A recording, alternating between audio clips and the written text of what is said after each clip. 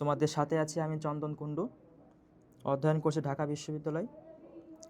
তোমাদের সামনে আজ উপস্থাপন করা হবে বাংলা সাহিত্যের একটি বিখ্যাত বিখ্যাত কবিতা, সেটা হচ্ছে বিদ্রোহী। লিখেছেন কাজী নজরুল ইসলাম। বিদ্রোহী কবিতাটি এটি হচ্ছে খুবই একটি গুরুত্বপূর্ণ কবিতা, যেখান থেকে আমি মনে করি যে তোমাদের এইচএসসি পাঠের জন্য এখান থেকে 100% এখান থেকে প্রশ্ন আসবেই। তোমাদের এখান থেকে 100% 10 মার্কের একটা সৃজনশীল প্রশ্ন এবং তোমাদের 30 মার্কের যে এমসিকিউ থাকে সেখানে 3 থেকে 5টি এমসিকিউ এই শুধুমাত্র এই বিদ্রোহী কবিতা থেকে তোমরা কমন পাবা। তো এই ক্লাসটি তোমাদের জন্য আজকে সবচেয়ে গুরুত্বপূর্ণ একটি ক্লাস। তোমরা যারা ইতিমধ্যে যুক্ত হয়েছো তোমরা তোমাদের সহপাঠীদেরকে একটু মেনশন করো, যাতে আমরা সকলে স্বতঃস্ফূর্তভাবে ক্লাসটি করতে পারি এবং তোমরা চাইলে তোমরা তোমাদের টাইম লাইনে ক্লাসটি শেয়ার করে রাখতে পারো। তোমরা সকলে দ্রুত জয়েন হয়ে যাও এবং তোমরা তোমাদের সহপাঠীদেরকে মেনশন করো।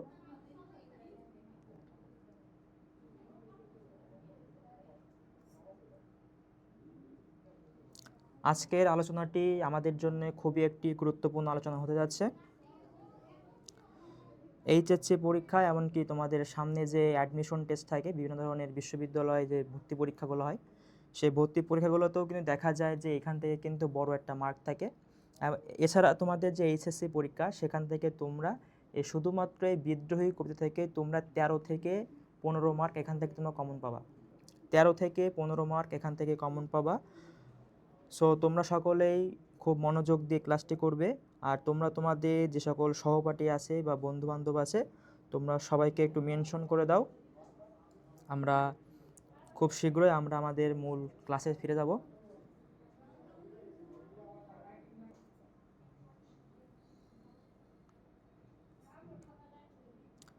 ওকে, তাহলে আমরা আমাদের মূল ক্লাসে ফিরে যাওয়া যাক। তো আজকে আমাদের মূল আলোচনার বিষয় হচ্ছে বিদ্রোহী কবিতা। বাংলা সাহিত্যের জন্যে খুবই খুবই গুরুত্বপূর্ণ একটা কবিতার নাম হচ্ছে বিদ্রোহী কবিতা। যদি আমাদেরকে বলা হয় যে তোমাদের যে পুরো যে তোমাদের বাংলা সাহিত্যের বইটা আছে এখান থেকে যদি কোনো একটা যদি কবিতা থেকে যদি প্রশ্ন করা হয় সেটা হচ্ছে বিদ্রোহী কবিতা আর রবীন্দ্রনাথের সোনারতরী কবিতা। এই দুইটা কবিতা যদি তোমরা ভালো করে তোমরা যদি আয়ত্ত আনতে পারো তাহলে মনে রাখবা তোমরা এখান থেকে প্রায় তোমরা 25 থেকে 30 মার্ক তোমরা এখান থেকে কমন পাবা, সৃজনশীল এবং এমসিকিউ মিলিয়ে। ঠিক আছে, তো আজকের পাঠটি তোমাদের জন্য খুবই গুরুত্বপূর্ণ, তোমরা সকলে মনোযোগ দিয়ে ক্লাসটি করো। তো আমরা প্রথমেই দেখি হচ্ছে আমাদের যে বিদ্রোহী কবিতা, এই বিদ্রোহী কবিতাটি লিখেছেন হচ্ছে কাজী নজরুল ইসলাম।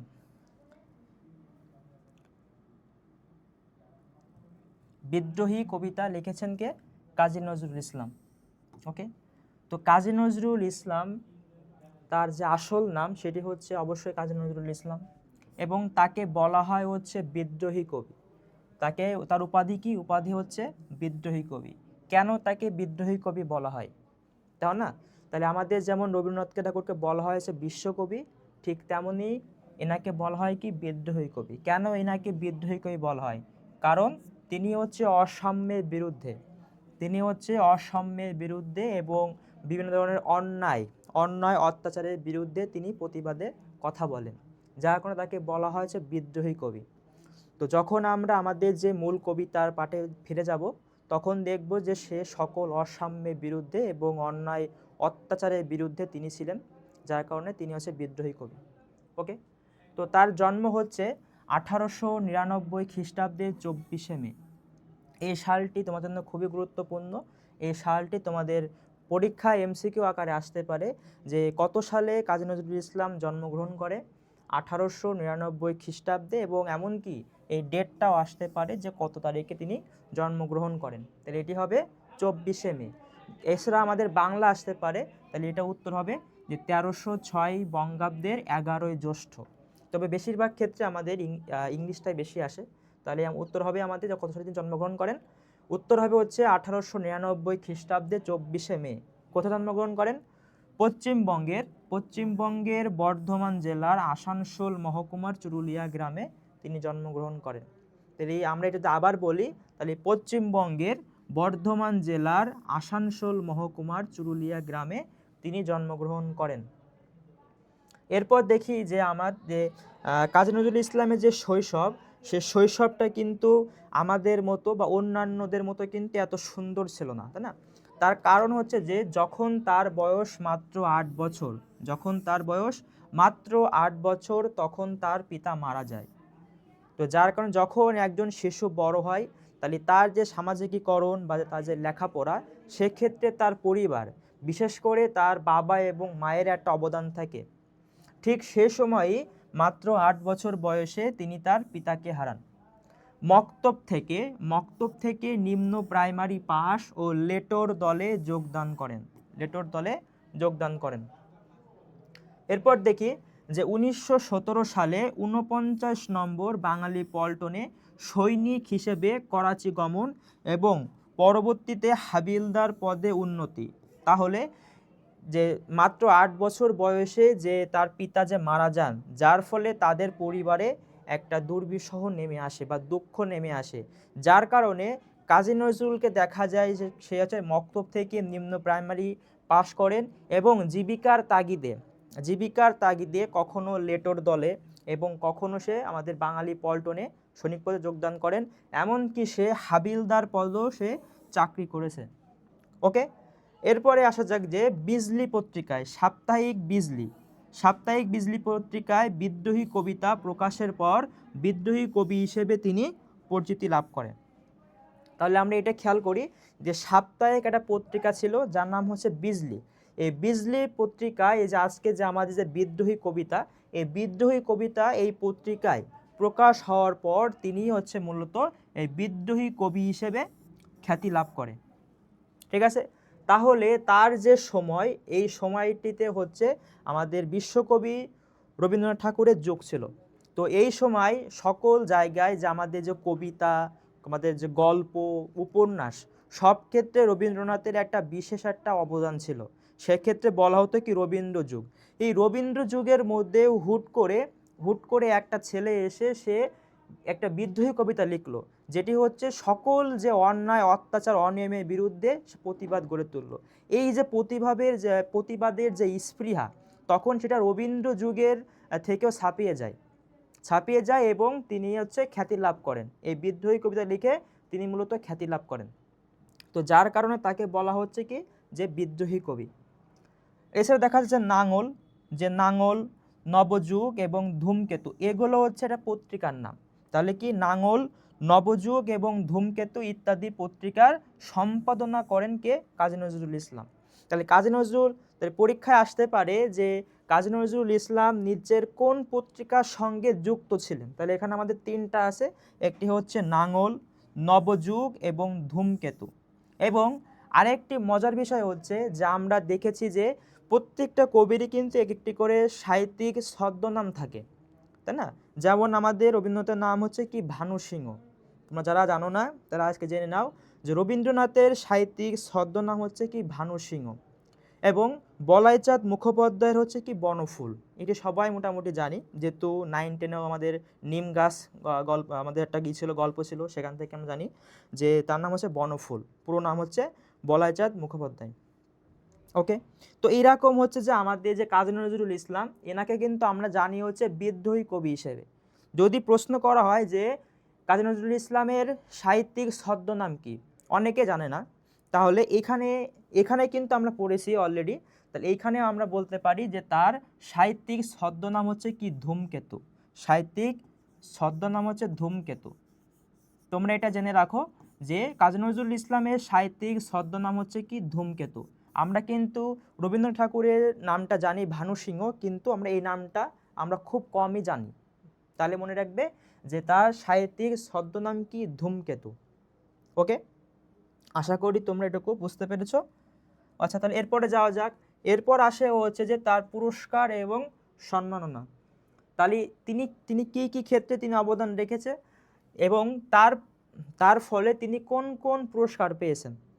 তাহলে এখানে আসে পদ্মভূষণ লাভ করে 1960 সালে এবং জগত্তারিণী স্বর্ণপদক, 21 পদক সহ অসংখ্য পুরস্কার তিনি লাভ করেন। তাহলে বাংলা সাহিত্যে অবদানের জন্য তিনি পদ্মভূষণ, জগত্তারিণী স্বর্ণপদক, 21 পদক সহ আরও বিভিন্ন ধরনের পুরস্কার পান। ওকে, তার মৃত্যু হচ্ছে 1976 খ্রিস্টাব্দে 29 আগস্ট তিনি মৃত্যুবরণ করেন। এছাড়া আরও একটি প্রশ্ন আসে যে তিনি হচ্ছে মাত্র 52 বছর বয়সে তিনি তার বাক প্রতিভা তিনি হারিয়ে ফেলেন, অর্থাৎ তিনি বোবা হয়ে যান। তো তিনি একটা বিশেষ একটা দুরারোগ্য একটা রোগে তিনি আক্রান্ত হন। তো ওই রোগের কারণে তিনি হচ্ছে একসময় তার বাক শক্তি হারিয়ে ফেলেন মাত্র 52 বছর বয়সে। তারপর থেকে কবি কখনো কথা বলতে পারেনি এবং ওই অবস্থাতে তিনি কিন্তু অনেক অনেক সাহিত্য নিয়ে রচনা করে গেছেন।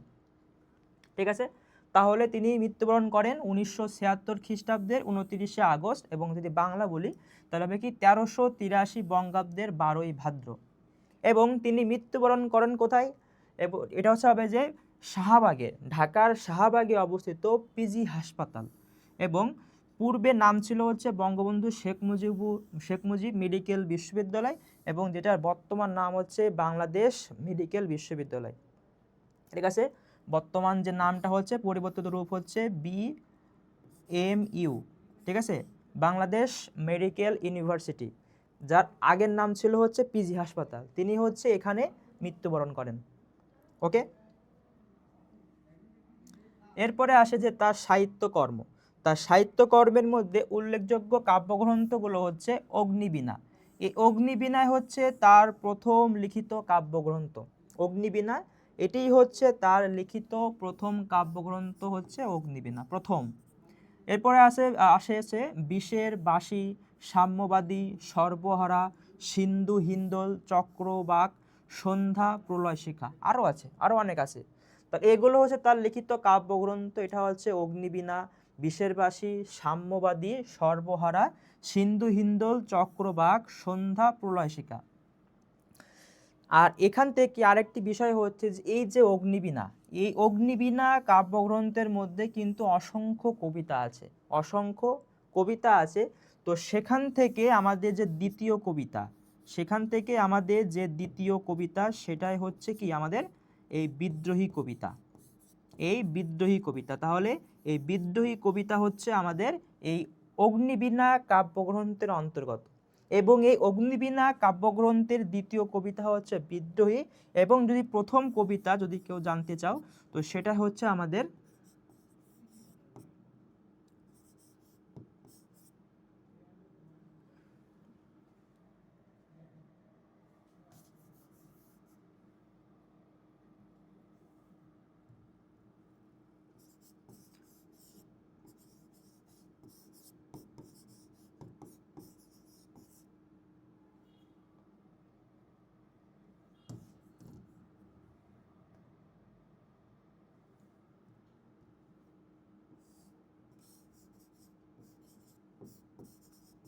তাহলে আমরা দেখতে পাই যে অগ্নিবীণা কাব্যগ্রন্থের প্রথম কবিতার নাম হচ্ছে প্রলয় উল্লাস।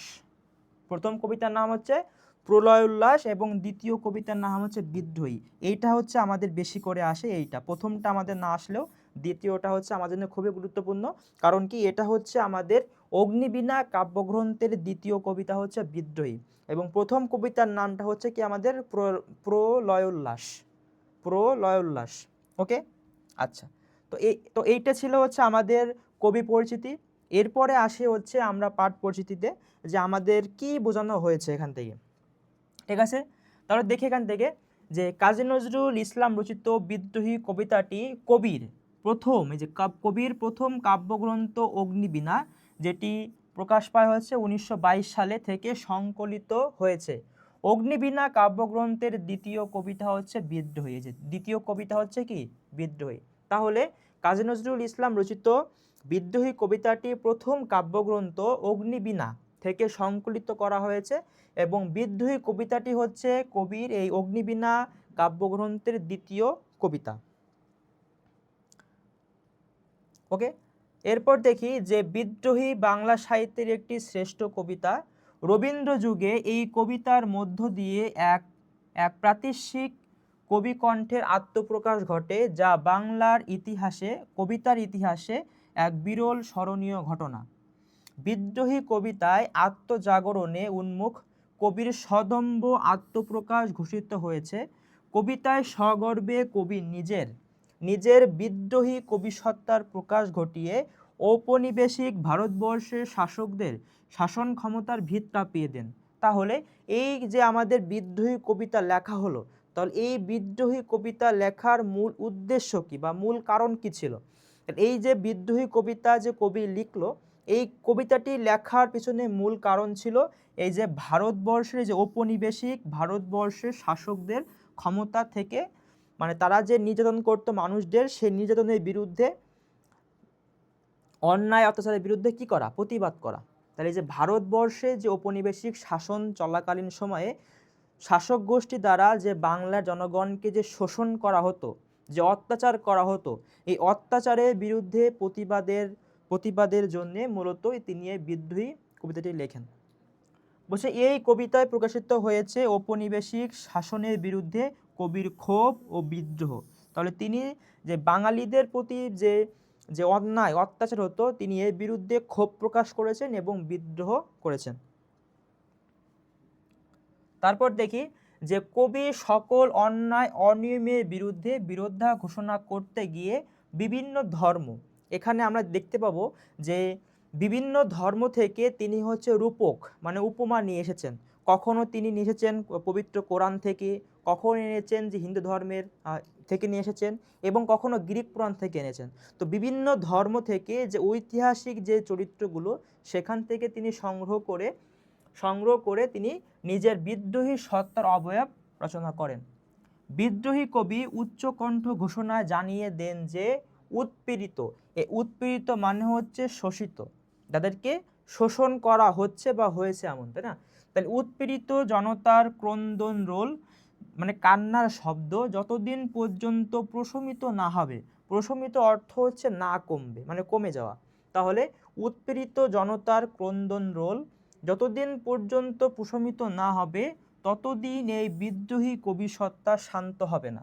তার মানে এখানে বলা হয়েছে যে কবি হচ্ছে একটা বিদ্রোহী রূপ ধারণ করেছে, যে বিদ্রোহী রূপটা তিনি তখনই শান্ত হবেন যখন দেখবেন যে আমাদের সমাজে মানুষ আর শোষিত হচ্ছে না।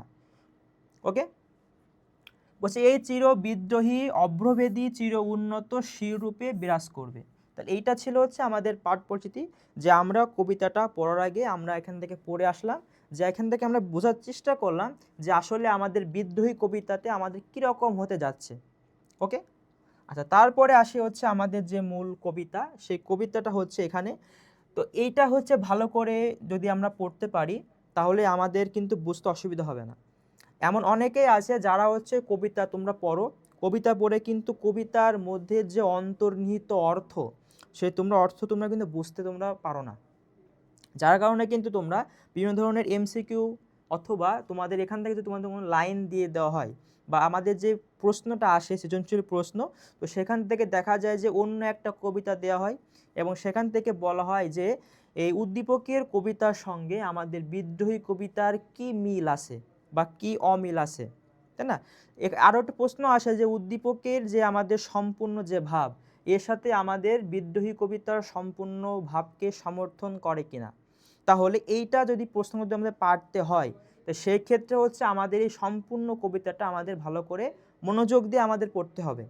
তাছাড়া কিন্তু আমরা কিন্তু বুঝতে পারবো না যে হচ্ছে আমাদের বিদ্রোহী কবিতায় কি কি আমাদের বোঝানো হয়েছে বা কোন দিকে আমাদের অর্থটা ধাবিত হয়েছে।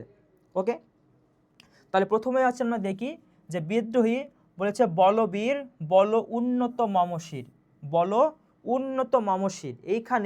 এখানে শির মানে হচ্ছে কি মাথা বা মস্তক, শির মানে হচ্ছে মাথা বা মস্তক, শির মানে হচ্ছে মাথা বা হচ্ছে মস্তক। তাহলে এখানে বলছে যে বলবীর, এখানে বীর বলতে এখানে কবি নিজেকে বীর বলে নিজেকে পরিচয় করিয়েছেন যে বলবীর, এখানে বীর বলতে কবি নিজে। ওকে, তাহলে কবি নিজেকে বীর বলে এখানে আখ্যায়িত করেছে। তাহলে বলবীর বল উন্নত মমশির, এই যে উন্নত যে মমশির, এই লাইনটার অর্থ হচ্ছে যে কবির মাথা সর্বদা উঁচু, অর্থাৎ যে যতই এখানে অন্যায়, যতই এখানে অত্যাচার আসুক না কেন, কবির মাথা কখনো নিচু হবে না, অর্থাৎ কবি কখনো অন্যায়ের সাথে আপোষ করবে না। ওকে, বলছে শির নেহারি আমারি নত শির ওই শিখর হিমাদ্রির। তাহলে শির মানে হচ্ছে আমাদের মাথা বা মস্তক, আর নেহারি অর্থ হচ্ছে দেখে, ঠিক আছে, দেখে বা প্রত্যক্ষ করে। তাহলে শির মানে মাথা দেখে, আমারই মানে আমার মাথা দেখে, এইটুকুর অর্থ হচ্ছে যে আমার মাথা দেখে, নত শির মানে নত করে আছে, মানে মাথা নত করে আছে ওই শিখর হিমাদ্রি। শিখর মানে হচ্ছে যে উঁচু বা চূড়া, এখানে শিখর মানে হচ্ছে কি উঁচু, ঠিক আছে, শিখর মানে হচ্ছে উঁচু, উঁচু, আর হিমাদ্রি মানে হচ্ছে কি হিমালয়, হিমাদ্রি মানে হচ্ছে হিমালয়। ওকে, তাহলে আমাদের 3 লাইনের অর্থ হচ্ছে যে এখানে কবি বলেছেন যে হচ্ছে আমার মস্তক বা মাথা সর্বদা অন্যায়ের বিরুদ্ধে সর্বদা উঁচু থাকবে, অন্যায়ের সাথে তিনি কোনো আপোষ গ্রহণ করবেন না। এরপরে পরের লাইনটা আছে শির নেহারি আমারি, মানে আমার মস্তক বা মাথা দেখে, নতশির মানে মাথা নত করে থাকে, কে থাকে, এই যে শিখর হিমাদ্রি মানে উঁচু, বা আমাদের যে উঁচু যে হিমালয়ের যে চূড়া, হিমালয়ের চূড়া পর্যন্ত কবির এই মাথা উঁচু করে দাঁড়িয়ে থাকাকে নতভাবে দেখে। বলছে আমি চির দুর্দম, আমি চির দুর্দম দুর্বিনীত নৃশংস। এইখানে চির দুর্দম এবং দুর্বিনীত এবং নৃশংস বলতে এখানে বলা হয়েছে যে তিনি সর্বদা অন্যায়ের বিরুদ্ধে প্রতিবাদ করেন, তিনি সর্বদা অন্যায়ের বিরুদ্ধে প্রতিবাদ করেন। বলছে মহাপ্রলয়ের আমি নটরাজ। তাহলে এখানে মহাপ্রলয় অর্থ কি? তাহলে মহাপ্রলয় অর্থ হচ্ছে যে পৃথিবীর যে ধ্বংসকাল, এই মহাপ্রলয় অর্থ হচ্ছে ধ্বংসকাল। বলছে মহাপ্রলয়ের আমি নটরাজ। এখানে নটরাজ হচ্ছে হিন্দু ধর্মের একজন এখানে দেবতার নাম, সে হচ্ছে কি মহাদেব বা শিব, মহাদেব বা শিব, এটা হচ্ছে তার প্রলয়কারী রূপ। যখন যখন তিনি খুবই ক্ষুব্ধ বা রেগে যেতেন, তখন তিনি যে রূপ ধারণ করতেন তার নাম হচ্ছে নটরাজ। বলছে মহাপ্রলয়ের আমি নটরাজ, আমি সাইক্লোন, আমি ধ্বংস। তাহলে এখানে কবি নিজেকে নটরাজের সঙ্গে তুলনা করেছেন, অর্থাৎ যখন তিনি খুবই রেগে যান বা ক্ষুব্ধ হন, তখন তিনি প্রলয়ের মতো তিনি কাজ করতে পারেন। ওকে, এছাড়া তিনি নিজেকে সাইক্লোন হিসেবেও দাবি করেছেন। এরপরে আসে হচ্ছে আমি মহাভয়, মহাভয় আমি অভিশাপ পৃথ্বীর। এখানে পৃথ্বীর মানে হচ্ছে পৃথিবী। আমি দুর্বার, আমি ভেঙে করি সব চুরমার, আমি অনিয়ম উচ্ছৃঙ্খল। তো এইখানে এই যে লাইনটা আছে, এই লাইনের বলতে তিনি কবি বুঝিয়েছেন যে হচ্ছে আমি পৃথিবীর অভিশাপ। তাহলে এখানে প্রশ্ন আসতে পারে যে কবি নিজেকে পৃথিবীর কি বলেছেন? কবি নিজেকে পৃথিবীর অভিশাপ হিসেবে তুলে ধরেছেন। তাই বলছে যে আমি মহাভয়, আমি অভিশাপ পৃথ্বীর, মানে আমি হচ্ছে পৃথিবীর অভিশাপ। কারণ হচ্ছে যে এখানে পৃথিবী হচ্ছে বিভিন্ন ধরনের যে অন্যায়, অত্যাচার, শোষণ, নিপীড়নে ভরে গেছে। তো যার কারণে কবি বলেছেন যে আমি হচ্ছে পৃথিবীর অভিশাপ। কারণ কি, আমি হচ্ছে পৃথিবী থেকে এই সকল অন্যায় অত্যাচারকে দূর করে দেব। ওকে, বলছে আমি দুর্বার, আমি ভেঙে করি সব চুরমার। তো যেখানেই কবি হচ্ছে অন্যায় দেখে, অত্যাচার দেখে, কবি সেখানেই প্রতিবাদ করে এবং সব কিছু ভেঙে চুরমার করে দেন।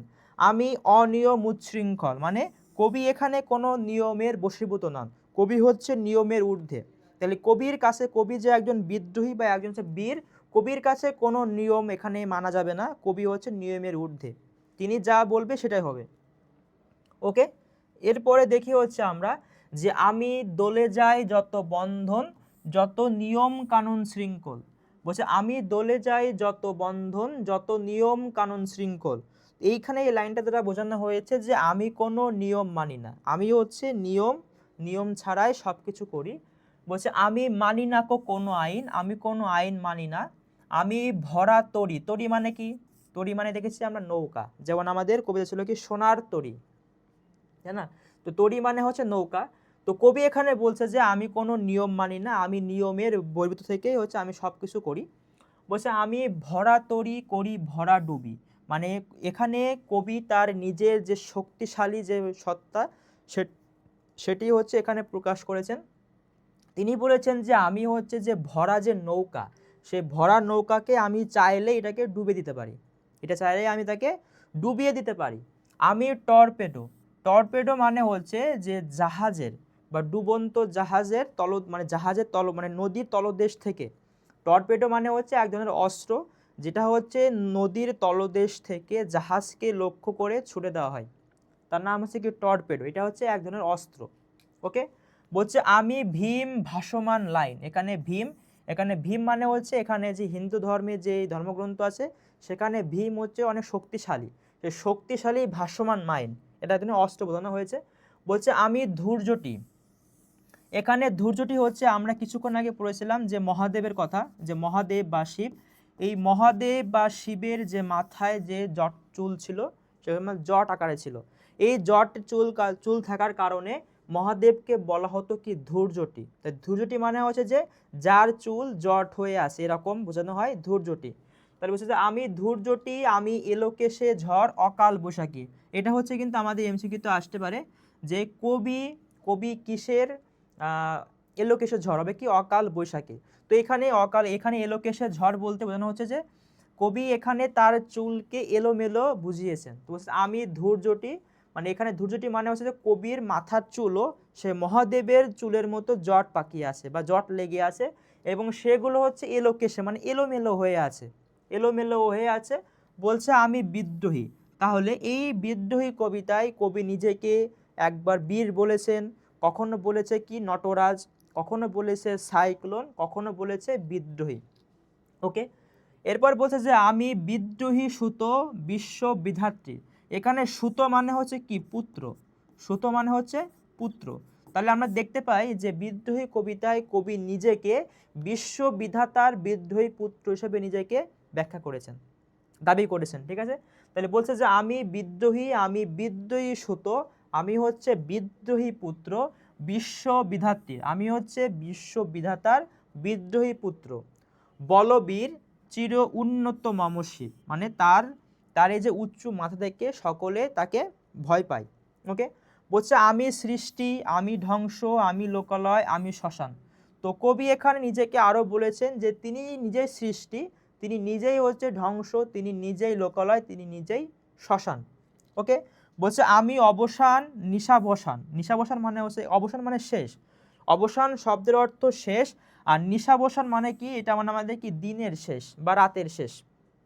নিশা মানে কি রাত, আর এটা মানে কি যে নিশা যোগ অবসান, এটা হয় কি নিশাবসান, মানে এটা মানে রাতের শেষ, মানে তিনি শুরু তিনি শেষ, তিনি ধ্বংস। ওকে, বলছে আমি ইন্দ্রাণী সুত। তাহলে এখানে ইন্দ্রাণী হচ্ছে, এটা হচ্ছে যে হিন্দু ধর্মের পুরাণ অনুসারে ইনি হচ্ছেন একজন বিখ্যাত একজন ব্যক্তির নাম হচ্ছে ইন্দ্রাণী।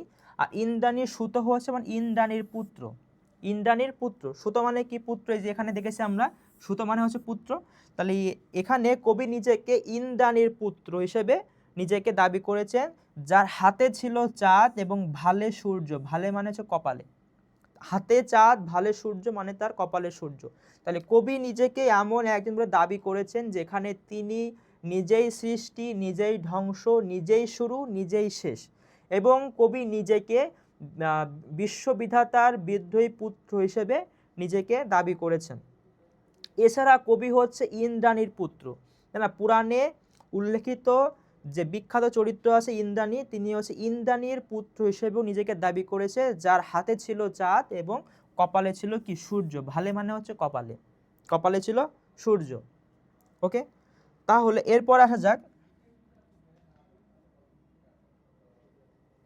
এরপর দেখি যে মম এক হাতে বাঁকা বাঁশের বাঁশরি আর হাতে রণতুর্য। এই লাইনটা কিন্তু খুবই গুরুত্বপূর্ণ, এখান থেকে কিন্তু আমাদের খ নম্বরে প্রশ্ন আসবে যে মম এক হাতে বাঁকা বাঁশের বাঁশরি আর হাতে রণতুর্য, এটি দ্বারা কবি কি বুঝিয়েছেন, খ নম্বরের প্রশ্ন। তো এটা বলছে যে মম এক হাতে বাঁকা বাঁশের বাঁশরি, এটা মানে হচ্ছে যে শ্রীকৃষ্ণের হাতে যে বাঁশি থাকে, এটা মানে বলছে প্রেম। কারণ শ্রীকৃষ্ণ হচ্ছে তার যে প্রেমিকা রাধা, সে রাধাকে তার প্রেমে ব্যাকুল করার জন্য তিনি হচ্ছে বাঁশের বাঁশি বাজাইতেন। ওকে, তো সেই দিক থেকে বলা হয়েছে যে এক হাতে বাঁকা বাঁশের বাঁশরি, মানে এখানে প্রেম বুঝিয়েছেন কবি, এখানে প্রেম বুঝিয়েছেন। এবং আর এক হাতে রণতুর্য দ্বারা এখানে কবি বুঝিয়েছেন কি দ্রোহ, মানে অন্যায়ের বিরুদ্ধে প্রতিবাদ। তাহলে এখানে কবি যে দুইটা হাত, তাহলে কবির এক হাতে আছে বাঁকা বাঁশের বাঁশরি, মানে এটা বলতে তিনি বুঝেছেন যে মানুষের প্রতি তার যে ভালোবাসা, মানুষের প্রতি তার যে প্রেম, সেটি বোঝানো হয়েছে। এবং আর এক হাতে রণতুর্য, আর এক হাতে তার এখানে দ্রোহ বুঝিয়েছেন। তার এই যে একটা লাইন, এই একটা লাইনের মাধ্যমে তিনি কিন্তু প্রেম এবং দ্রোহ উভয়কে তিনি এখানে বুঝিয়েছেন। ওকে, এরপরে আসে হচ্ছে যে আমি বেদুইন, আমি চেঙ্গিস। তো এই যে এইগুলো হচ্ছে কিন্তু ঐতিহাসিক চরিত্র। এই যে চেঙ্গিস, চেঙ্গিস হচ্ছে কিন্তু এই যে কবিতা, এই কবিতার মধ্যে কিন্তু একমাত্র, এই কবিতার মধ্যে হচ্ছে একমাত্র ঐতিহাসিক চরিত্র, একমাত্র ঐতিহাসিক চরিত্র, ঐতিহাসিক চরিত্র। এখন আমরা বলতে পারি যে ঐতিহাসিক চরিত্র কি? ঐতিহাসিক চরিত্র হচ্ছে যে আমাদের ইতিহাস থেকে, আমাদের যে পূর্ববর্তী ইতিহাস, সে পূর্ববর্তী ইতিহাস থেকে যেগুলো আমাদের ধারণ করা হয় বা যে চরিত্রগুলো আসে সেগুলো হচ্ছে আমাদের ঐতিহাসিক চরিত্র। আর এছাড়া আমাদের এখানে আমরা অনেকগুলো পাবো, যে ঋষি দুর্বাসা, বা পাবো হচ্ছে আমরা বিশ্বামিত্র, নটরাজ, মহাদেব, তাই না, ইসরাফিল, যেগুলো পাবো এইগুলো হচ্ছে যে আমাদের কোরআন বা পুরাণ এবং গ্রিক পুরাণ, এরকম বিভিন্ন ধর্মগ্রন্থ থেকে নেওয়া হয়েছে। এগুলো হচ্ছে আমাদের ধর্মগ্রন্থ থেকে নেওয়া হয়েছে। শুধুমাত্র একটা চরিত্রই আছে এখানে, চেঙ্গিস, চেঙ্গিস খান। এই চেঙ্গিস খান একমাত্র হচ্ছে আমাদের ঐতিহাসিক চরিত্র।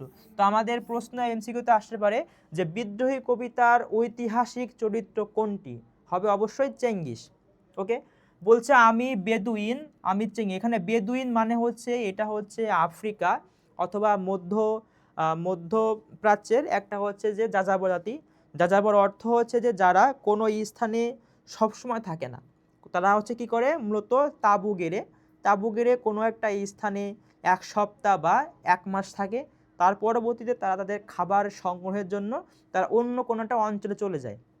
এখানে বেদুইনই হচ্ছে এক ধরনের যাযাবর জাতি, যারা ছিল হচ্ছে কি স্বাধীন চেতা। তারা নিজেদের স্বাধীনতার জন্য তারা যুদ্ধ করতে প্রস্তুত ছিল।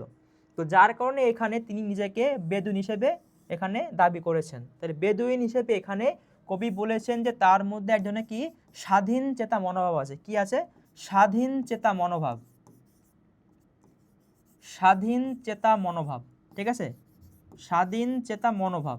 তাহলে এখানে চেঙ্গিস হচ্ছে, বেদুইন হচ্ছে এক ধরনের একটা যাযাবর জাতি যাদের মধ্যে ছিল কি স্বাধীন চেতা মনোভাব। বলছে আমি চেঙ্গিস, চেঙ্গিস হচ্ছে তিনি হচ্ছে মঙ্গলের একজন সেনাপতি ছিল, যিনি হচ্ছে বিভিন্ন ধরনের যুদ্ধ করে তিনি জয়লাভ করেছেন। ওকে, বলছে আমি আপনারে ছাড়া করি না কাহারে কুর্নিশ। বলছে এখানে আপনারে মানে কিন্তু অন্যজনকে না, বলছে আমি আপনারে, এখানে আপনারে মানে হচ্ছে আমি নিজে। তাহলে বলছে আমি নিজেকে ছাড়া কাউকে কুর্নিশ করি না। কুর্নিশ মানে হচ্ছে কি অভিবাদন বা নমস্কার বা সালাম দেওয়া। তাহলে কবি নিজেকে বলেছে যে আমি আমার নিজেকে ছাড়া কারোর কাছে আমি মাথা নত করি না, বা আমি কাউকে নমস্কার বা কাউকে আমি সালাম দিই না। ওকে, বলছে আমি বজ্র, আমি ঈশান বিশানে ওঙ্কার। এখানে ঈশান বিশানে ওঙ্কার মানে হচ্ছে এখানে তীব্র ধ্বনি। তাই না, বজ্রে যেরকম আমাদের ধ্বনি হয়, তাই না, যখন আমাদের বজ্র সহ বৃষ্টিপাত হয় তখন দেখি যে আমাদের বজ্রে কিন্তু অনেক বিকট আওয়াজ হয়। তো কবি এখানে নিজেকে বলেছেন যে আমি বজ্র, আমি ঈশান বিশানে ওঙ্কার, আমি হচ্ছে যে বিকট আওয়াজ। ঠিক আছে, বলছে আমি ইসরাফিলের সিঙ্গার মহাহুঙ্কার। তো এখানে যে পবিত্র যে কোরআন আছে, সেই কোরআনে একজন যে ফেরেশতা, তার নাম হচ্ছে ইসরাফিল। এই ইসরাফিলের হাতে যে সিংহা থাকে, এই সিংহাতে তিনি যখন হুঙ্কার বা তিনি যখন ফু দিবে, তখন হচ্ছে আমাদের পৃথিবী মহাপ্রলয় বা ধ্বংসের দিকে ধাবিত হবে। ঠিক আছে, এটা হচ্ছে কোরআনে বলা আছে যে ইসরাফিলের হাতে যে সিংহা থাকবে, সিংহা মানে একজনের বাঁশি মতো, তো সিংহা যখন তিনি আওয়াজ দিবে বা ফু দেবে, তখন হচ্ছে যে আমাদের এই পৃথিবী মানে শেষ হয়ে যাবে, এরকম কিছু। ওকে, বলছে মহাহুঙ্কার আমি পিনাক পানির ডমরু ত্রিশূল। তাহলে এখানে আমাদের হচ্ছে আমি পিনাক পানির ডমরু ত্রিশূল, এই লাইনটি দ্বারা হচ্ছে মূলত মহাদেব বা শিবকে বোঝানো হয়েছে। কি? মহাদেব বা শিবকে বোঝানো হয়েছে। তো এইখানে মহাদেবের হাতে যে এক ধরনের যে পিনাক নামক, তাহলে মহাদেবের বা শিবের হাতে পিনাক নামক এক ধরনের বাদ্যযন্ত্র থাকায়, তাহলে মহাদেব বা শিবের হাতে পিনাক নামক এক ধরনের বাদ্যযন্ত্র থাকায় তাকে বলা হয় পিনাক পানি। তাহলে এখানে পিনাক পানি বলতে সম্পূর্ণটা হবে কি মহাদেব বা শিব। তার কারণ হচ্ছে যে তার হাতে পিনাক নামক একটি যন্ত্র থাকে, যার নাম হচ্ছে কি পিনাক পানি। বলছে ডমরু ত্রিশূল, ডমরু মানে হচ্ছে ঢোল, ডমরু মানে হচ্ছে কি ঢোল, আর ত্রিশূল মানে তো আপনি বোঝেন 3 কোণা থাকে, ত্রিশূল মতো একটা অস্ত্র বিশেষ। তাহলে এই ধর্মরাজের দণ্ড, এখানে ধর্মরাজের দণ্ড বলতে এখানে বোঝানো হয়ে থাকে যে যে হচ্ছে যে ধর্মরাজ হচ্ছে অন্যায়ের বিরুদ্ধে তিনি সবসময় প্রতিবাদ করে, যে অন্যায় করুক না কেন এই ধর্মরাজের এই দণ্ড দ্বারা হচ্ছে তাকে শাস্তি দেওয়া হয়, তাকে হচ্ছে কি করা হয়, শাস্তি দেওয়া হয়। ওকে, তো তারপর দেখি এখানে বলা হচ্ছে যে আমি আমি চক্র ও মহাশঙ্খ, আমি প্রণবনাদ প্রচণ্ড। তাহলে এখানে আমি চক্র আমি মহাশঙ্খ বলতে এখানে এখানে হিন্দু ধর্ম অনুসারে যে দেবতা বিষ্ণু আছে, সে বিষ্ণুর হচ্ছে 4টি হাত, তো 4টি হাতে এখানে 4টি আমাদের অস্ত্র থাকে, ঠিক আছে। তার মধ্যে এখানে চক্র এবং যে মহাশঙ্খ এটি দ্বারা বোঝানো হয়েছে যে তিনি সর্বদা হচ্ছে যে অন্যায়ের বিরুদ্ধে অত্যাচারের বিরুদ্ধে আপোষহীন। বলছে আমি প্রণবনাদ প্রচণ্ড, বলছে যে আমি খ্যাপা দুর্বাসা বিশ্বামিত্র শিষ্য। তাহলে এখানে খ্যাপা দুর্বাসা বলতে বোঝানো হয়েছে যে হিন্দু ধর্ম অনুসারে দুর্বাসা ছিলেন একজন ব্যক্তি যিনি হচ্ছে খুবই ক্ষুদ্র ছিলেন, মানে তিনি হচ্ছে যে খুব সহজে বা খুব অল্প সময়ের মধ্যে তিনি কিন্তু রেগে যেতেন, এবং তিনি হচ্ছে অনেক মানে পাওয়ারফুল, মানে তিনি একটি মন্ত্র বলে, তিনি মন্ত্র বলে অনেক পাওয়ারফুল ছিলেন। তো যার কারণে তিনি তার যে মন্ত্র বলে যে কোনো মানুষকে তিনি ধরাশায়ী করে ফেলতে পারতেন। তো বলছে যে আমি খ্যাপা দুর্বাসা, তো দুর্বাসা যখন রেগে যেতেন তখন তিনি তার মন্ত্র বলে মানুষকে ভস্ম করে দিতে পারতেন। ভস্ম মানে হচ্ছে কি যে তিনি হচ্ছে মানুষকে পুড়িয়ে দিতেন একবারে, মন্ত্র বলে, ঠিক আছে, ভস্ম করে দিতেন। এবং এই দুর্বাসা ছিল কে, বিশ্বামিত্র শিষ্য, শিষ্য মানে হচ্ছে কি ছাত্র। তাহলে এখানে বলা হচ্ছে যে আমি খ্যাপা দুর্বাসা বিশ্বামিত্র শিষ্য। তাহলে এখানে বলা হচ্ছে যে কবি হচ্ছে দুর্বাসা, তিনি হচ্ছে বিশ্বামিত্রের শিষ্য, ঠিক আছে। বলছে আমি দাবানল দাহ, দাহন করিব বিশ্ব। তাহলে কবি এখানে নিজেকে দাবানল, দাবানল বলতে এখানে বোঝানো হয় যে যখন আমাদের বনে আগুন লাগে, বনে যখন আগুন লাগে তখন তাকে বলা হয় দাবানল। তো কবি এখানে সেরকম দাবানলের আগুনের সাথে তিনি নিজেকে দাবি করেছেন, এবং তিনি বলেছেন যে যেখানেই অন্যায় অত্যাচার হবে সেখানেই তিনি দাহন করবে পুরো বিশ্বকে। অর্থাৎ কি যে পুরো পৃথিবী বা বিশ্বের মধ্যে যেখানে হচ্ছে তিনি দেখবেন যে মানুষ এখানে শোষিত হচ্ছে, তিনি সেখানে এখানে তিনি অন্যায়ের বিরুদ্ধে প্রতিবাদ করবেন। এরপর দেখি যা আমি উন্মন মন উদাসীর, আমি বিধবার বুকে ক্রন্দন শ্বাস, আমি বিধবার বুকে ক্রন্দন শ্বাস, হা হুতাশ আমি হুতাশীর। মানে যে হচ্ছে পথহারা, তাহলে সে তিনি হচ্ছে যে পথহারার পথ দেখাবেন, মানে হা হুতাশ আমি হুতাশীর। তাহলে বিধবার বুকে যে ক্রন্দন শ্বাস, মানে স্বামী মারা যাওয়ার পরে তার যে বুকে যে কষ্ট, সেই কষ্ট লাঘব করবে কবি। এবং যে হা হুতাশী, হুতাশ আমি হুতাশীর, মানে যে পথিক যে হচ্ছে যে মানে সে কোনো দিশেহারা, মানে সে কোনো পথ খুঁজে পাচ্ছে না, সেই পথ দেখাবে কে, কবি নিজে। বলছে আমি বঞ্চিত ব্যথা পথবাসী চির গৃহহারা যত পথিকের। তাহলে গৃহহারা যত পথিক আছে সকলেরই আশ্রয়ী হবে কে, কবি, ঠিক আছে। বলছে আমি অবমানিতের মরম বেদনা বিষ জ্বালা, প্রিয় লাঞ্ছিত বুকে গতি ফের। ওকে, এরপরে আসি যে আমি উত্তর বায়ু মলয় অনিল উদাস প্রবি হাওয়া, আমি পথিক কবির গভীর রাগিনী বেনু বিনে গান গাও। তারপর আসি যে আমি আকুল নিধাক তিয়াসা, এখানে নিধাক মানে হচ্ছে কি গ্রীষ্ম, নিধাক মানে কি যে গ্রীষ্মকাল, নিধাক মানে হচ্ছে কি গ্রীষ্মকাল, ঠিক আছে। তাহলে এখানে নিধাক মানে গ্রীষ্মকাল। আমি আকুল নিধাক তিয়াসা, আমি রৌদ্র রুদ্র রবি, রবি মানে হচ্ছে কি সূর্য। তাহলে কবি বলেছেন যে আমি হচ্ছে কি যে গ্রীষ্মের যে আমি যে তাপ, এবং আমি হচ্ছে কি যে প্রচণ্ড সূর্যের যে রুদ্র, মানে এখানে তিনি কবি নিজেকে সূর্যের প্রচণ্ড যে সূর্যের তাপ, সেই তাপের সঙ্গে নিজেকে তুলনা করেছেন।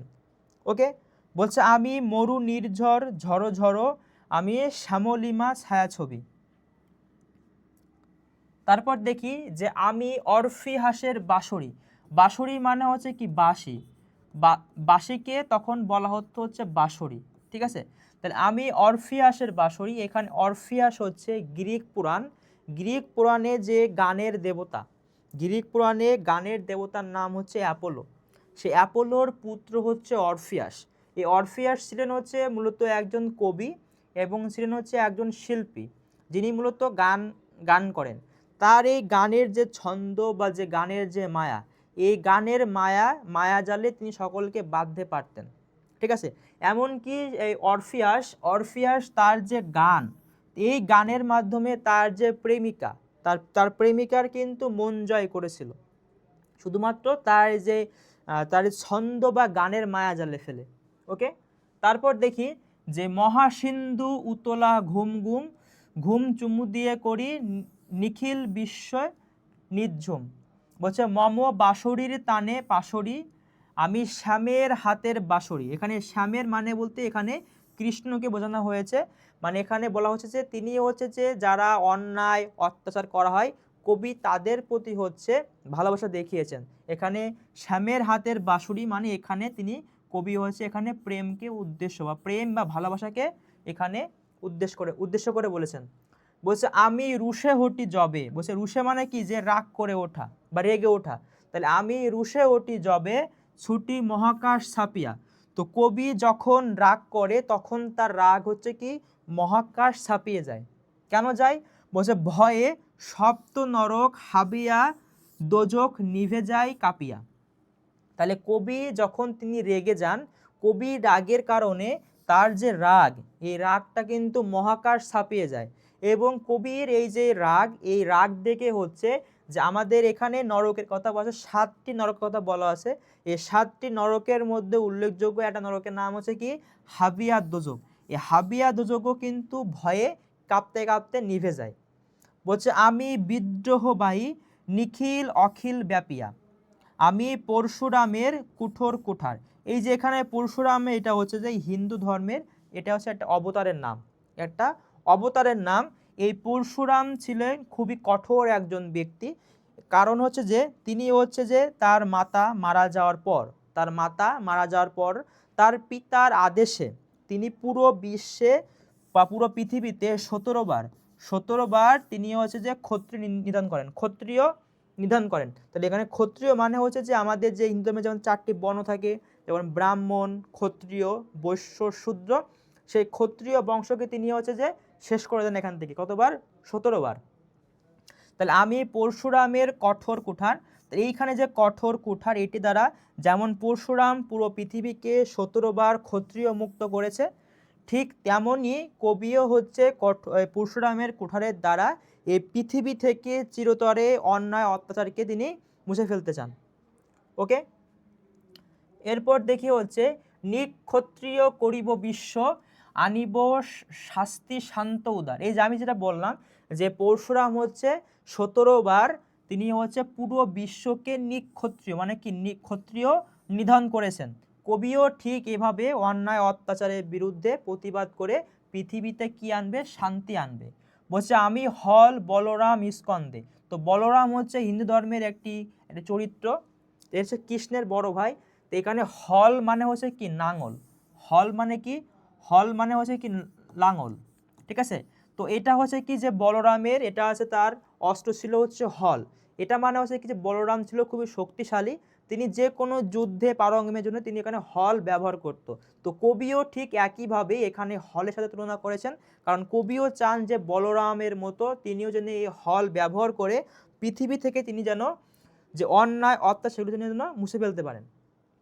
তারপর দেখো কি বলা হচ্ছে এখানে, যে আমি উপারি ফেলিব। উপারি মানে কি উপড়িয়ে ফেলবে, কি আমি উপারি ফেলিব অধীন বিশ্ব, অবহেলে নব সৃষ্টির মহানন্দে। তাহলে কবি এখানে বলেছেন যে আমি হচ্ছে নতুন কিছু সৃষ্টির আনন্দে, নতুন কিছু সৃষ্টি হবে, এই নতুন কিছু সৃষ্টির আনন্দে যত কোনো খারাপ কাজ বা যে অন্যায় অত্যাচার আছে তিনি সেগুলোকে উপড়িয়ে ফেলবেন। বলছে যে মহাবিদ্রোহী রণক্লান্ত, আমি সেই দিন হব শান্ত। তাহলে কবি বলেন যে আমি সেই দিনই শান্ত হব, যবে মানে যেদিন উৎপীড়িতদের ক্রন্দন রোল আকাশে বাতাসে ধ্বনিবে না। মানে কবি সেই দিনই শান্ত হবে যেদিন হচ্ছে যে শোষিতদের যে কান্নার শব্দ সেটা হচ্ছে আকাশে বাতাসে শোনা যাবে না। বলছে অত্যাচারীর খড়গ কৃপান। খড়গ হচ্ছে এখানে অস্ত্র, এখানে অত্যাচারী বলতে যারা অত্যাচার করে, সেই অত্যাচারীর যে অস্ত্র সেটা জন্য রণভূমে রাঙিবে না। অর্থাৎ যে অত্যাচারীরা যে অস্ত্র দিয়ে যে মানুষের উপর যে আক্রমণ করতো বা যে শোষণ করতো, সে অস্ত্র জন্য আর রক্ত যেন না রাঙে বা যেন রক্তে লাল না হয়। বলছে বিদ্রোহী রণক্লান্ত আমি সেই দিন হব শান্ত। মানে যেদিন হচ্ছে যে এই যে অত্যাচারীর যে অস্ত্রগুলো আছে, এই অত্যাচারীর অস্ত্রগুলো এবং লাল রঙে রাঙাবে না, সেই দিনই মূলত কবি শান্ত হবে। বলছে আমি আমি চির বিদ্রোহী বীর, বিশ্ব ছাড়ায়ে উঠিয়াছি একা উন্নত চিরশির। তো কবি বলেছেন যে আমি যে এখানে যে নিজের মাথা যে নিজে উঁচু করে দাঁড়িয়ে আছি, যে আমার পাশে কিন্তু কেউ কোনো সাহায্য করে নাই, আমি নিজেই হচ্ছে একা একা অন্যায় অত্যাচারের বিরুদ্ধে নিজেকে মেলে ধরেছি। এখানে বলা হয়েছে যে বিশ্ব ছাড়ায়ে উঠিয়াছি একা চির উন্নতশীর। তো কবি কিন্তু বলেন নাই যে কাউকে যে এখানে অন্যায় বা এখানে অত্যাচার হচ্ছে, যে আপনি আসুন আমরা একসাথে আমরা বিদ্রোহ করি। কবি এখানে নিজেই হচ্ছে কি অন্যায়ের বিরুদ্ধে নিজেই কিন্তু বিদ্রোহ করেছেন, যার কারণে এখানে বলা হয়েছে যে বিশ্ব ছাড়ায়ে উঠিয়াছি একা চির উন্নতশীর। অর্থাৎ কবি নিজেই এখানে বীর, নিজে এখানে বিদ্রোহ প্রকাশ করেছেন। ওকে, তো এরপর দেখি হচ্ছে যে আমাদের যে এখানে হচ্ছে যে আমরা যে পুরো যে কবিতাটাখানে আমরা যে পড়লাম, লাইন বাই লাইন যে আমরা অর্থ করে পড়লাম, এই পুরো যে অর্থটার পরেও এমন অনেকে তোমরা আছো যারা তোমরা বুঝতে পারো না যে এইখান থেকে আমাদের কি বোঝানো হলো।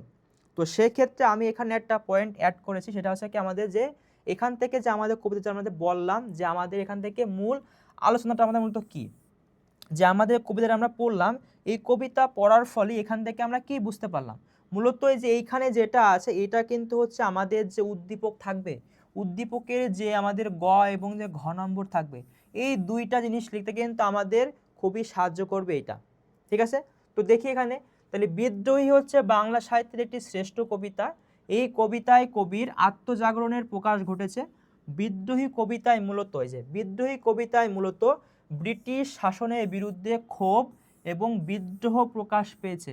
এখানে কবি নিজেকে বীর হিসেবে উপস্থাপন করেছেন এবং দেখিয়েছেন যে তিনি কোনো কিছুকেই পরোয়া করেন না, তাই না? তাহলে কবির সামনে যে অন্যায় করে বা যে অত্যাচার করে, সে যত বড়ই শক্তিশালী বা পাওয়ারফুল হোক না কেন, কবি কোনো কিছুকেই পরোয়া করেন না। বলছে বিদ্রোহ প্রকাশ করতে তিনি বিভিন্ন ধর্ম, ঐতিহ্য, ইতিহাস এবং পুরাণ থেকে বিভিন্ন উপকরণ অনুষঙ্গ নিয়েছেন। যেমন এখানে তিনি বলেছেন যে অরফিহাস, নটরাজ, তারপরে যে খ্যাপা দুর্বাসা, বিশ্বামিত্র, ইসরাফিল, চেঙ্গিস, এইগুলো কি, এইগুলো হচ্ছে কি বিভিন্ন ধর্ম ইত্যাদি থেকে আমাদের এগুলোকে সংগ্রহ করা হয়েছে। বলছে এই কবিতায় তার দুটি সত্তাকে উপস্থাপন করেছেন। তাহলে এই যে কবিতায় আমরা দেখেছি যে কবির কিন্তু শুধুমাত্র যে বিদ্রোহী সত্তা এমন না, এখানে হচ্ছে যে কবির মূলত দুইটি সত্তা প্রকাশ পেয়েছে। কি কি? একটি হচ্ছে আর্ত মানবতার প্রতি প্রেম। এই যে আমাদের বলা হয়েছিল যে শ্যামের হাতের বাঁকা বাঁশরি, এটা মানে যে যারা শোষিত হয়েছে তাদের প্রতি কবির যে ভালোবাসা, যে প্রেম। এবং অন্যটি হচ্ছে এই বিদ্রোহী সত্তা, মানে অন্যায়ের বিরুদ্ধে প্রতিবাদ। তাহলে আমাদের এই কবিতায় কিন্তু আমাদের মূলত দুটি দিককে প্রকাশ পেয়েছে। একটা হচ্ছে মানুষের প্রতি যে কবির যে ভালোবাসা, এবং আরেকটি হচ্ছে বিদ্রোহী সত্তা, অর্থাৎ অন্যায়ের বিরুদ্ধে আমাদের কাজী নজরুল ইসলামের যে বিদ্রোহী যে রূপ, এই বিদ্রোহী সত্তার জন্যই তিনি সর্বত্র অকুতভয় এবং অন্যায়ের বিরুদ্ধে বিধ্বংসী। এই বিদ্রোহী রূপ অসাম্যের বিরুদ্ধে কথা বলে। তো যেখানেই আমাদের অসাম্য দেখা যায় সেখানে হচ্ছে কবি এর বিরুদ্ধে প্রতিবাদ করেন। এই বিদ্রোহী সত্তার একমাত্র লক্ষ্য হচ্ছে অত্যাচারের অবসান। তাহলে এই যে আমাদের কবি যে এখানে যে বিদ্রোহী রূপ যে ধারণ করেছেন, কবির এই বিদ্রোহী সত্তার একমাত্র লক্ষ্যই হচ্ছে কি অত্যাচারের অবসান, অর্থাৎ পৃথিবীতে জন্য আর জন্য কেউ যেন শোষিত না হয়। তাই কবি ঘোষণা করেছে যতদিন পর্যন্ত উৎপীড়িতদের ক্রন্দনরোধ বন্ধ হবে না, ততদিন পর্যন্ত এই বিদ্রোহী সত্তা অন্যায়ের বিরুদ্ধে, অসাম্যের বিরুদ্ধে অবিচল থাকবে। অর্থাৎ যতদিন পর্যন্ত না এই পৃথিবী থেকে অন্যায় অত্যাচার দূর না হবে, ততদিন পর্যন্ত কবি শান্ত হবেন না।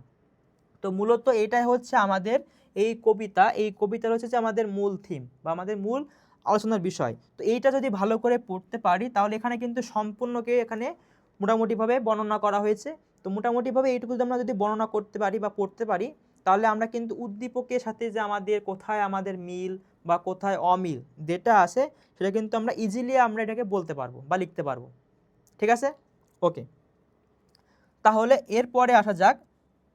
এরপরে আসে হচ্ছে যে আমাদের যে শব্দার্থ এতক্ষণ যে আমরা যে পড়লাম, তো এই পড়ার পরে হচ্ছে আমাদের যে শব্দার্থগুলো আসবে তো সেগুলো আমরা খেয়াল করি। তো নেহারি, নেহারি মানে হচ্ছে কি দেখে বা প্রত্যক্ষ করে।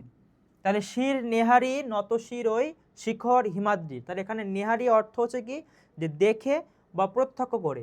বলছে শির নেহারি নত শির ওই শিখর হিমাদ্রি, তার অর্থাৎ বলছে যে আমার শির বা মস্তক প্রত্যক্ষ করে হিমালয়ের শিখর বা শীর্ষচূড়া পর্যন্ত মাথা নত করে আছে। এটার অর্থ হবে এইটুকু। ওকে, এরপর আসা হচ্ছে কি মহাপ্রলয় শব্দের অর্থ হচ্ছে কি যে সৃষ্টির ধ্বংসকাল।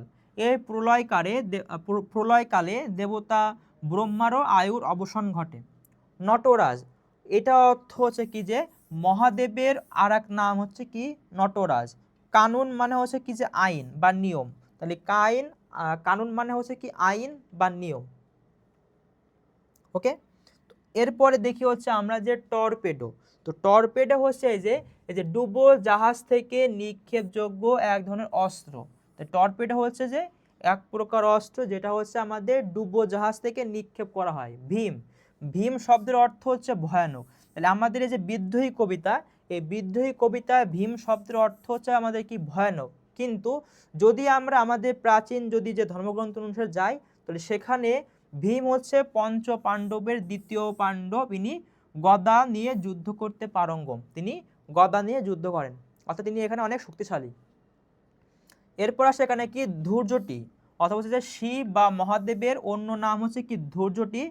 জটাধারী শিবের জট ধূম্ররূপী বলে তাকে বলা হয়েছে কি ধৈর্যটি, মানে এখানে জট বলা হবে।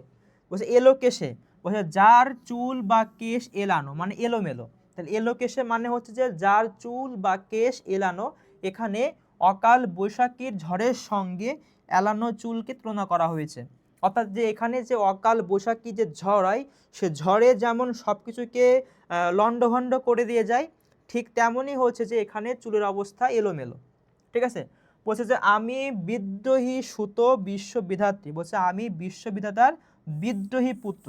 এখানে সুত শব্দের অর্থ হচ্ছে এই যে পুত্র। তাহলে আমরা বলেছিলাম যে সুত মানে হচ্ছে পুত্র, তাহলে আমি বিদ্রোহী সুত বিশ্ববিধাত্রীর, বলছে আমি বিশ্ববিধাতার বিদ্রোহী পুত্র। ওকে, তো তারপর দেখা যাক হচ্ছে যে নিশাবসান, অর্থ হচ্ছে এখানে যে রাতের শেষ বা অবসান। এখানে নিশা মানে হচ্ছে যে নিশি, নিশি মানে হচ্ছে কি রাত্রি বা রাত। তো এখানে আমাদের বলা হচ্ছে কি যে নিশাবসান মানে রাতের অবসান। বলছে ইন্দ্রাণী সুত মানে হচ্ছে কি যে ইন্দ্রের স্ত্রী, ইন্দ্রের স্ত্রী ইন্দ্রাণী বা শচী, তার পুত্রের নাম হচ্ছে জয়ন্ত। তাহলে এই যে এখানে ইন্দ্রাণী সুত, এই ইন্দ্রাণী সুত মানে হচ্ছে এখান থেকে আমাদের জয়ন্তকে বোঝানো হয়েছে।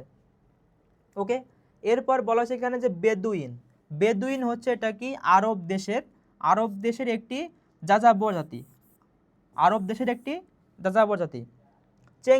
চেঙ্গিস খান, বলছে মঙ্গল জাতির অন্যতম যোদ্ধা ও সামরিক নেতা, নাম হচ্ছে কি চেঙ্গিস খান। কুর্নিশ শব্দের অর্থ হচ্ছে যে কিছুটা পিছিয়ে সম্ভ্রমপূর্ণ সালাম বা অভিবাদন, তাকে বলা হবে কি আমাদের কুর্নিশ, মানে কি সালাম দেওয়া। ওকে, এরপরে আসে হচ্ছে যে আমাদের ঈশান বিশানে ওঙ্কার, ঈশান বিশানে ওঙ্কার, অর্থাৎ বলা হচ্ছে যে ঈশান কোণ থেকে সিংহা দ্বারা ধ্বনিত ওঙ্কার বা ওং ধ্বনি। তাহলে আমাদের ঈশান কোণ থেকে ধ্বনিত হয়েছে কি ওঙ্কার বা ওং ধ্বনি। এরপরে বলা হচ্ছে যে ইসরাফিলের সিংহা, এই ইসরাফিলের সিংহা দ্বারা বোঝানো হচ্ছে যে পবিত্র কোরআনে উল্লেখিত বিশিষ্ট ফেরেশতার নাম হচ্ছে ইসরাফিল। তিনি হচ্ছে সিংহায় ফু দেওয়ার সঙ্গে সঙ্গে কিয়ামত বা আমাদের পৃথিবী যে ধ্বংসের যে শেষ মুহূর্ত, সেই শেষ মুহূর্তটা আমাদের সংঘটিত হবে। কিয়ামত বা প্রলয়কালে হযরত ইসরাফিলের ব্যবহৃত এই সিংহাকে বলা হয়েছে ইসরাফিলের সিংহা। তারপর বলা হচ্ছে এখানে আমাদের যে পিনাক পানির ডমরু ত্রিশূল, শিব বা মহাদেব পিনাক নামক ধনু ধারণ করেন বলে তার নাম হচ্ছে কি পিনাক পানি। তার অন্য হাতে থাকে ডমরু, নামক ডুগডুগি বা ঢোল জাতীয় এক ধরনের বাদ্যযন্ত্র ও ত্রিশূল। তারপরে আসে হচ্ছে আমাদের যে আমি চক্র ও মহাশঙ্খ। তাহলে দেবতা বিষ্ণু তার যে 4টি হাত ছিল, যে তার 4টি হাতে থাকে হচ্ছে আমাদের 4টি অস্ত্র, যেমন কি শঙ্খ, চক্র, গদা ও পদ্ম। এখানে বিষ্ণুর হাতের চক্র এবং শঙ্খকে বোঝানো হয়েছে, অর্থাৎ এখানে অন্যায়ের বিরুদ্ধে প্রতিবাদকে এখানে প্রকাশ করা হয়েছে। তারপর আসে আমাদের এখানে কি যে প্রণবনাদ, এটা অর্থ কি আমাদের ওঙ্কার ধ্বনি বা ওং ধ্বনি।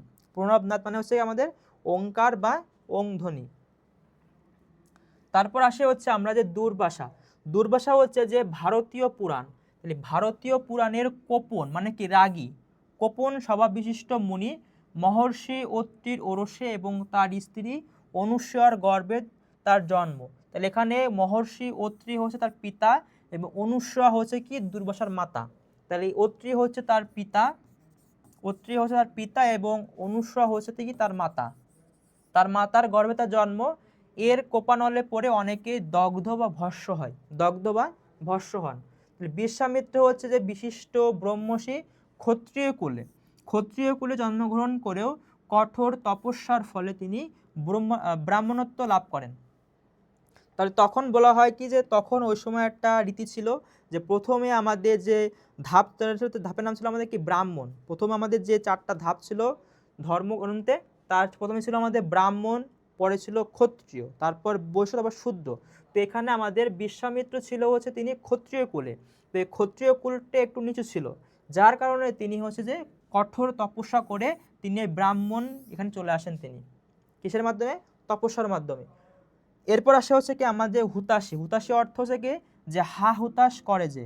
নিধাগ মানে হচ্ছে কি যে গ্রীষ্ম। বলছে যে মরু নির্ঝর মানে কি যে মরুভূমির ঝর্ণা, মরুভূমির ঝর্ণা। এরপর দেখি হচ্ছে আমরা যে অরফিয়াস। এই যে এটা হচ্ছে যে অরফিয়াস।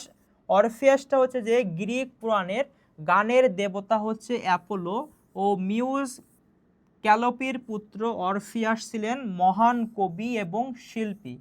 তবে মতান্তরে ইনি থ্রেসের রাজা ইগ্রাসের সন্তান। বলছে যে অরফিয়াস হচ্ছে যে যন্ত্রসঙ্গীতে পারদর্শী ছিলেন, যন্ত্রসঙ্গীতে সকলকে মন্ত্রমুগ্ধ করে রাখতেন। ইনি সুরের ইন্দ্রজাল মানে কি মায়াজাল, তাহলে ইনি সুরের ইন্দ্রজাল বিস্তার করে ভালোবাসার পাত্রী ইউরিডিসের মন জয় করেছিলেন। তাহলে তার যে ইন্দ্রজাল, তার যে সঙ্গীতের যে ইন্দ্রজাল, সেই ইন্দ্রজালকে ব্যবহার করে তিনি হচ্ছে তার যে প্রেমিকা, যে ভালোবাসার পাত্রী, তার মন জয় করেছিলেন। বলছে সুরের জাল বিস্তার করে অরফিয়াস মৃত, মানে একসময় তার যে ভালোবাসার পাত্রী ইউরিডিস সে মারা যায়। মারা যাওয়ার ফলে তখন এই অরফিয়াস তার যে সুরের যে মায়াজাল, সে মায়াজালের দ্বারা সে তার প্রেমিকার প্রাণ ফিরে পেতে চায়, কিন্তু সামান্য একটু ভুলের কারণে তার ওই সাফল্য আর অধরা হয়ে থাকে। মানে তার যে সুরের মায়াজাল, সে মায়াজালে সে কিছু একটা ভুল করে, যার ফলে সে তার প্রেমিকার প্রাণ আর ফিরে পায় না। ওকে, এরপর আসে কি যে জ্ঞান। জ্ঞান মানে হচ্ছে কি আমাদের সুরের বিস্তার। তারপর আসে কি পাশরি মানে হচ্ছে যে ভুলে যায় বা বিস্মিত হওয়া। এরপর আসে হচ্ছে যে হাবিয়া দোজক। হাবিয়া দোজক শব্দের অর্থ হচ্ছে যে 7টি দোজকের একটি সবচেয়ে ভয়ানক দোজক, তার নাম হচ্ছে কি আমাদের হাবিয়া দোজক। তার নাম হচ্ছে হাবিয়া দোজক। যে 7টি দোজকের মধ্যে একটি হচ্ছে হাবিয়া দোজক বা সবচেয়ে ভয়ঙ্কর দোজক। ওকে, তো আমরা আজকে দেখলাম হচ্ছে এখান থেকে আমাদের যে বিখ্যাত যে বিদ্রোহী কবিতা, সে বিদ্রোহী কবিতার হচ্ছে আমরা প্রথম থেকে শেষ পর্যন্ত এখানে ভালো করে পড়লাম। তো এই কবিতাটা কিন্তু অনেক কঠিন, তাই না? বুঝতে অনেকেরই সমস্যা হয় যে এখানে আমাদের কোন চরিত্রটা কোথা থেকে আসবে, বা এখানে কার পুত্র, তাই না? এরকম কিন্তু অনেক সমস্যা থাকে, বা এখানে এই লাইনটির মাধ্যমে কবি কি বুঝিয়েছেন এরকম অর্থ থাকে। তো আশা করি যে এইটা আপনি যদি ভালোভাবে যদি ক্লাসটি করে থাকেন, তাহলে আপনার অবশ্যই আর এখান থেকে আর কোনো সমস্যা থাকবে না। এবং এমনকি বিদ্রোহী কবিতার কিন্তু প্রতি লাইন থেকে কিন্তু আমাদের প্রশ্ন আসে, এখান থেকে কিন্তু এমসিকিউ আমাদের আসে। যদি আমরা পরবর্তী যাই, তো এখানে দেওয়া আছে যে এক হাতে বাঁকা বাঁশের বাঁশরি, আর হাতে রণতুর্য। এখানে কবির কোন সত্তাটি প্রকাশ পেয়েছে, এরকম কিন্তু আমাদের লাইন দিবে। তো এখান থেকে আমাদের লাইন দিয়ে বলবে যে এখানে কবির কোন সত্তা প্রকাশ পেয়েছে বা এর মাধ্যমে কবি কি বুঝিয়েছেন।